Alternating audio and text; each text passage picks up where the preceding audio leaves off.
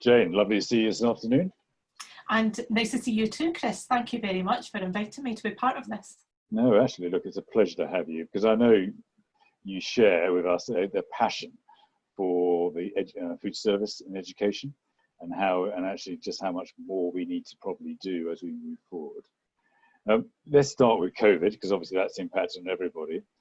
How has that impacted on the schools you're working with at this moment in time? It's had a huge impact. So looking back on the past 5 months, we have come so far and learned so many lessons. And I think it's been a very, very challenging time for the whole of the food and drink industry. School food has been affected slightly differently, I think, from anywhere else in that we have continued to provide food to children who have been attending school, be that through childcare hubs or when some schools have reopened in England. It's been a continuing service for us.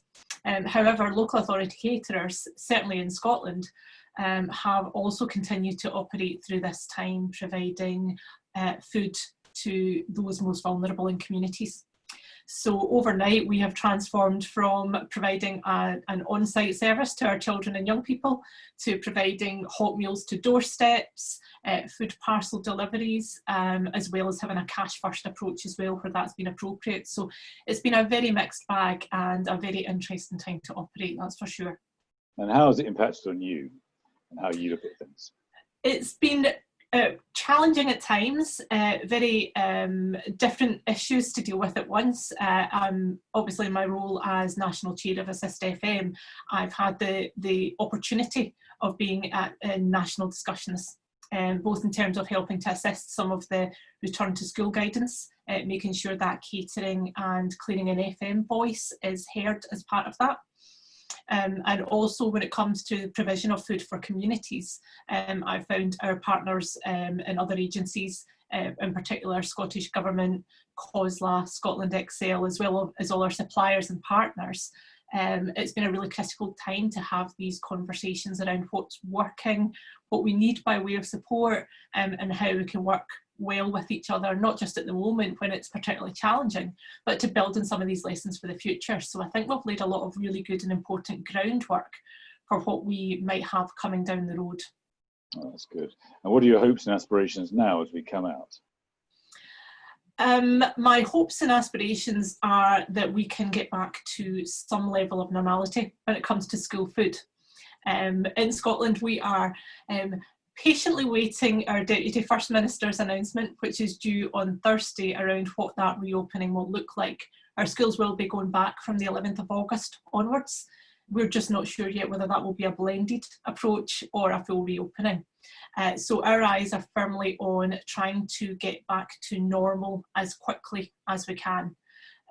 One of the big factors, I think, that has emerged over recent months has been the impact that the pandemic has had on people who have very little, and it's highlighted real issues around food insecurity, particularly around children and young people. So for me, my eyes are firmly focused on trying to get good, hot, fresh, sustainable meals that are cooked from scratch back on plates to as many children as possible. I know there will be a lot of children and young people out there who perhaps haven't had a hot meal for some time. So those are the children that are forefront in my mind at the moment. Some of the issues around food insecurity, some of the figures around it are just staggering. We've got over 2 million children in the UK living in households that are skipping meals. Universal credit applications are up by 1.4 million applicants. Intake of fruit and veg is significantly down, with 55% of children eating no veg and 45% eating no fruit at the moment. A fourfold increase in the intake of sugary drinks, and then the headlines, of course, around the huge numbers of children who have been hospitalised in the middle of a pandemic with malnutrition. So big issues around that, and I think the school food service, not just in Scotland but across the UK, needs to be ready to react and ready to provide food to those that need it most. So I see that as our most pressing challenge, but also our most pressing opportunity. And for us, we can only do that with the support of our suppliers and partners so that we can get that food on plates right away. There has been a shock and an awareness about food poverty, hasn't there, amongst children? during this period? I think it's really came to the fore. So those of us in the industry perhaps were aware that that was the case, and that there were challenges out there for those most in need. But the fact that it's really come to the public's attention, the fact that it's taken a footballer to highlight some of that issue as well, has been really critical to getting some of that messaging out there. And very grateful that we've been able to highlight that. And it's an interesting week, of course, because we have the UK government's announcement today around how it's going to tackle obesity, which is one small part of the problem, but has some wide-ranging consequences. So really interesting to hear how UK government are looking at that in England. And then, of course, on Wednesday, we're also waiting with bated breath to hear the first stage of the food plan for England as well. So that'll be really interesting to hear what's said around that. It's going to be an interesting time, isn't it? Now, there's been a lot of progress that are made, haven't there, in recent years? It's important to say this in terms of food service in schools. Oh, absolutely. And I know you've been very much in the heart of that. Yeah, we have come a long way in Scotland over the past many years. A lot of the good food initiatives that Scotland instigated predated a lot of the publicity around Jamie Oliver, etc. And we have had legislation around our school food for 13 years now. So it's not new to us. And in fact, we're at the stage now where those regulations are being reviewed and tightened up further. So we in the coming year have got some challenges in Scotland around food standards. But we already provide really good quality food that's healthy and sustainable for our children and young people. We are actively involved in menu development that's really positive and in keeping with the trends. So a lot of menus obviously nowadays are focusing on flexitarian diets and plant-based diets. We have a reduction in red processed meat coming into force in April next year. And while that doesn't mean we should be walking away from red meat because it has a really important part to play in our menus, what it does mean is we can focus on less but better quality. So for us, it's enabling us to build on those positive relationships that we have with our supply chain to make sure we're getting those good quality meals on a plate to our children and young people. The other things that we work on quite a lot are around that sustainability aspect. So for us, it's not just about putting a meal on a plate, but making sure that meal is supporting the local economy, that it helps to deliver for local environment, that we support a circular economy approach. And we work really closely as well in Scotland with other agencies. So for example, the Soil Association Food for Life Served Here accreditation, of the 32 local authorities in Scotland, 14 have that in place across all or a large proportion of their schools. So it's something that we're already bought into quite significantly here, Chris. Food education already plays an important part of what we do as well. We have curriculum for excellence, and health and well-being is embedded in that. There's always more we can do around how we can improve food education. And I think that's something, again, that during the pandemic has come to the fore, is around you can provide people with food, but if they then don't necessarily know how to produce a good quality meal out of that, or a good meal out of that that will feed a family, then that is a challenge. So I think that there's some learning to do around that community food element and making sure that we educate people who have perhaps slipped through the net. But I think for our children and young people at the moment, there are real opportunities around food education for them too. And how the schools reacting? Because and that's come along the journey as well, hasn't it? Yeah. Because food wasn't always a priority in the schools. It's becoming a greater priority now, isn't it? Absolutely. And if I'm honest, it can be mixed out there. Some schools buy into it more readily than others. I think where we have a real opportunity is there's this real focus on STEM and STEM education, and food production, food provision, food technology all plays a really critical part in that. So we've actually got a real opportunity here where traditionally home economics was looked at as perhaps one of the girly subjects. However, we know that chefing and becoming a professional chef is a really aspirational career. So I think there's a real opportunity to look at STEM subjects in the whole, and to really use food education as an opener to the technological aspect of that as well. And our partners at the Food and Drink Federation in Scotland are really keen that we work with them in partnership to offer those opportunities. So I think there's a lot going on, and it can be quite an exciting time when those on the education side have the opportunity to buy into some of that. So are you, as we come out, are you positive or are you concerned? I am always positive. I think we've gone through the kind of the roller coaster of emotions through the past few months, where we've thought, oh my goodness, this is the death knell, and how will we ever get back? And I think there will be some real challenges, Chris. I do have an issue to some extent where the provision of school food and a free school meal is the only directly delivered benefit to a child or a young person. We give them that meal in a plate and they get it directly. And throughout this, there's been a monetisation of that, where parents have been given cash or a voucher to replace that. And that was a very worrying time, and completely understand from a food poverty campaigner's point of view why they wanted that cash first approach to protect dignity and choice for a family. But I just felt in terms of school food, there were real risks around monetising that. And that was a bit of a concern in the early days. And I think it's still a concern where if you're a parent who's been receiving maybe £60 a month per child for 5 months, that will be very difficult to remove that. However, we've been very clearly reassured in Scotland that the policy of government is very much around the provision of a food on a plate when children are back. So for me, it is very much around that normalisation. We have to obviously look after our staff through this, and they have been absolute superstars. Never did you think school catering assistants and cleaners would be the key workers that people have been talking about. But through this they have, and they're the ones that have made some of this work really, really happen. So very mindful that they, in many instances, haven't had a break and will be going straight into a new but different service. And what's particularly challenging, I think, for them is the children and young people themselves won't have to socially distance. However, in the kitchens, social distancing will have to be a big part of a recovery. And that, I think, will bring its own challenges, because we will have to look at what our menus look like and what our choice looks like for pupils. And we'll be trying to protect that as much as possible, so that pupils get the meals that they want. But we perhaps won't be able to do everything that we would like to do. So I think we just need to be careful around our staff and how we protect their health and well-being through this as well. And of course, the other thing that comes after that, and it's certainly beginning to emerge now, I think, Chris, is the mental health aspect and the toll that the past 5 or 6 months has taken, not just on our children and young people, which is obviously very significant. And it was interesting to hear your chat with Marco last week, when he was talking about children going to holiday camps and perhaps being a bit more reticent or worried about throwing themselves into activities.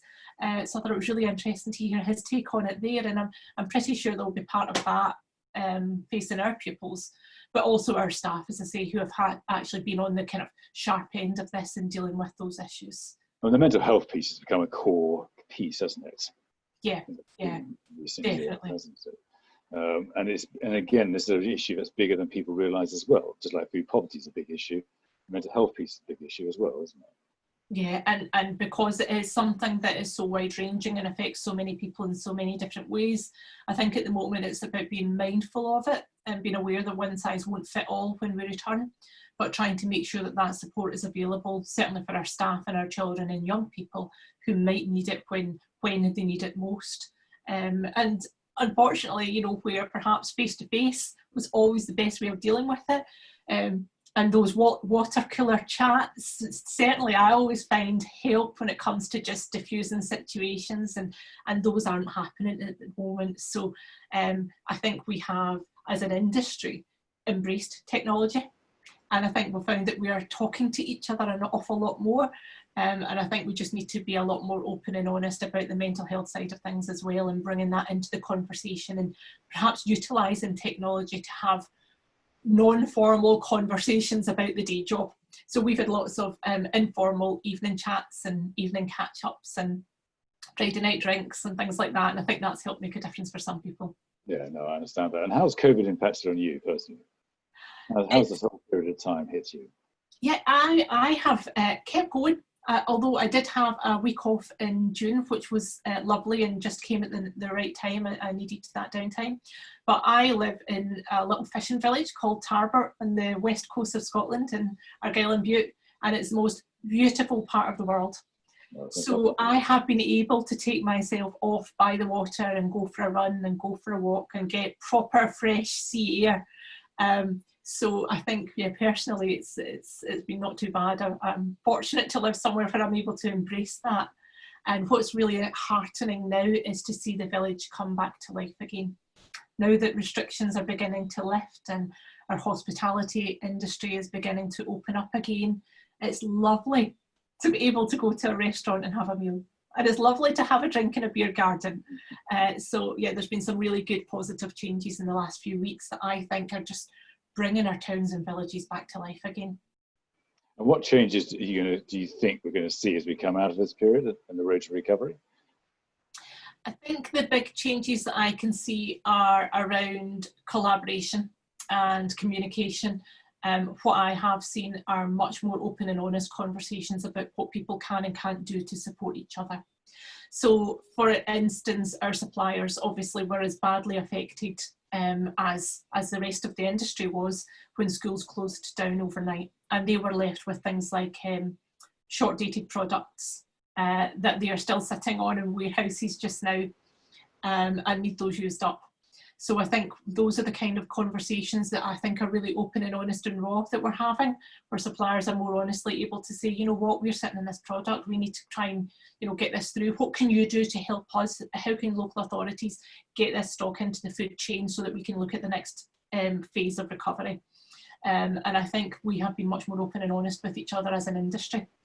I have loved these sessions, Chris. I think it's been great to see these conversations, and I have learned so much about the wider industry, and it's been really heartening to know that some of the issues that we feel we're coping with in our small corner of the hospitality industry are being replicated across the board. So I've been really heartened by that part of that collaboration. I think there is going to be issues around employability and facing this, you know, a potential recession and what that will mean for food and drink. And I think public sector food has a very significant part to play in that.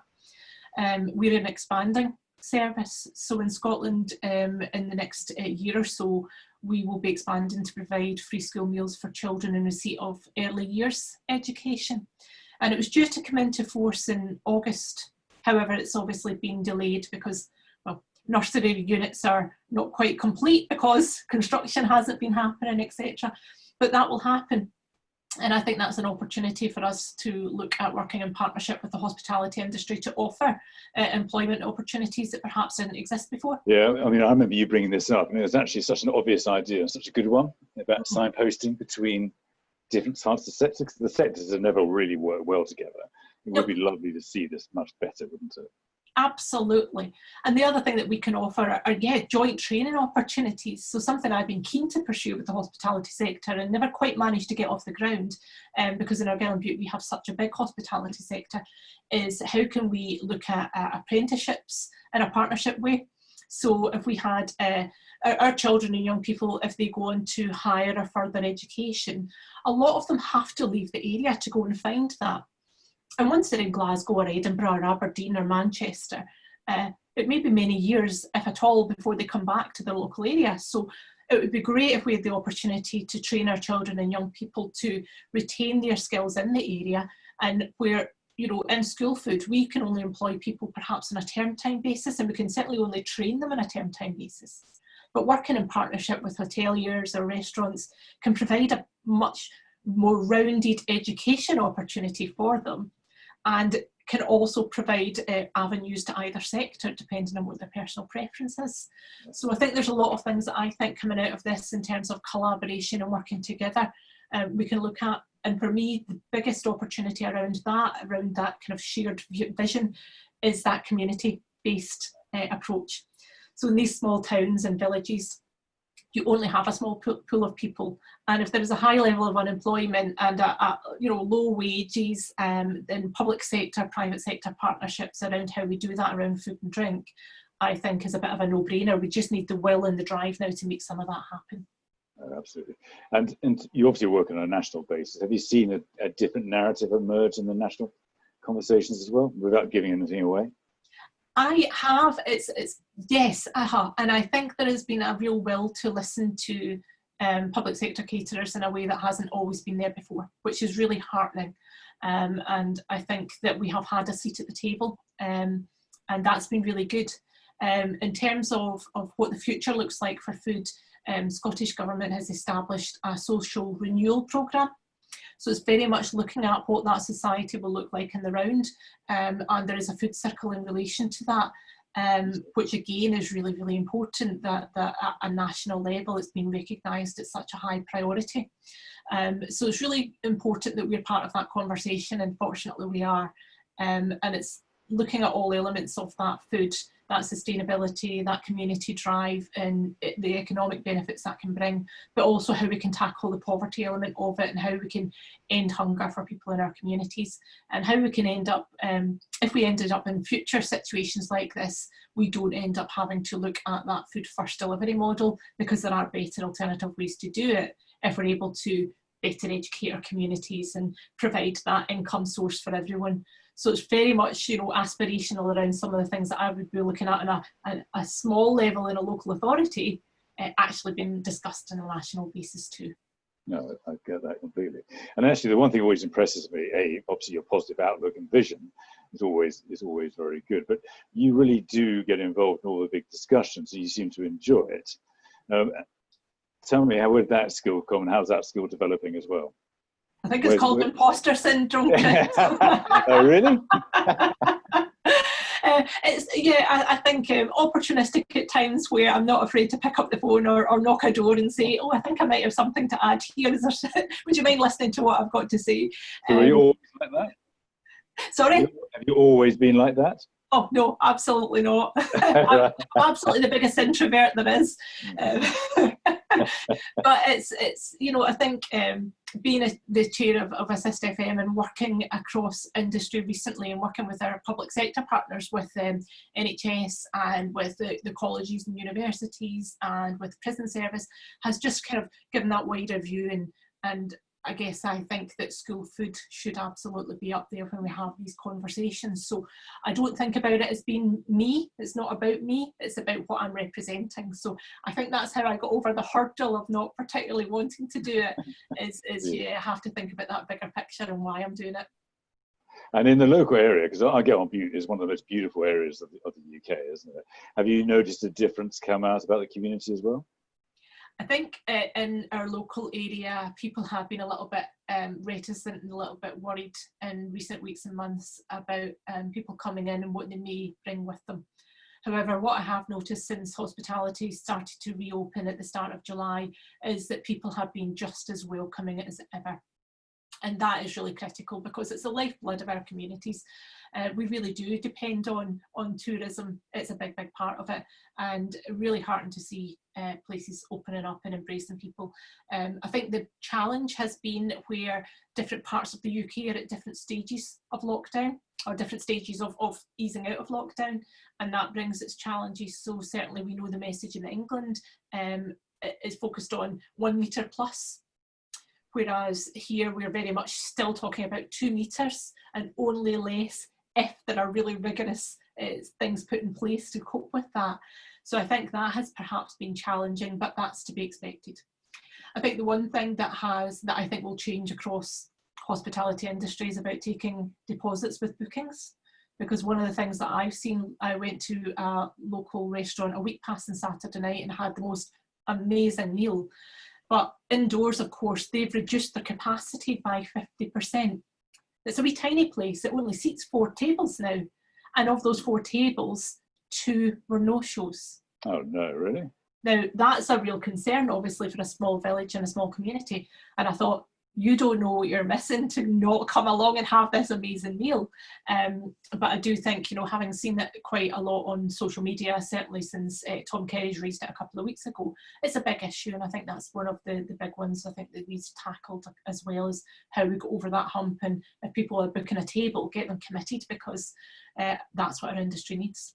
Yeah, absolutely right, absolutely. So, last hopes as you come out now. What's your greatest hope? If you had a magic wand, what would be your greatest hope for the next year or so? If I had a magic wand, in terms of school food, what I would do is create equality. So I would want universal free school meals for all children when they're at school. Take away the stigma altogether, stop categorising people into free school meals and paid for school meals. Just provide school food to our children and young people. And I would want that food to be good quality, sustainable, and supporting the local economy. I would also want that journey of food to continue through education and onwards, and to provide those opportunities for our children and young people as we move forward. And I really would like to see it embedded in culture. And I think there's a drive for that in Scotland with the Good Food Nation ambitions, which again have been postponed as a result of COVID. But it's a real opportunity for us to look at food holistically and to see how it delivers, not just for Scotland as a nation, but for each little area. I would love to see our staff base better rewarded and higher profile for what they do, because they do a long, hard shift and it's not put in the same bracket as other caterers. So I would love to see some of that. I would love to see, I think what we will see actually in the next year is a huge embrace in technology. So pre-order apps for secondary schools are absolutely being tested out from August onwards. You know, everyone is used to using Just Eat and pre-order apps in the private sector and on our own. So we need to replicate that in school food. It's the norm for our children and young people. So I think I could see that coming. And the other thing for me is around how we develop that wider sustainability right through from kitchen design to food on a plate out at the other end. I think that's a lovely way to finish. A very passionate approach there. Thank you, Jayne. Thanks. It's lovely to see you as always. Thank you so much. I look forward to catching up with you again soon. Absolutely. Thanks, Chris. Pleasure. Take care. Well done.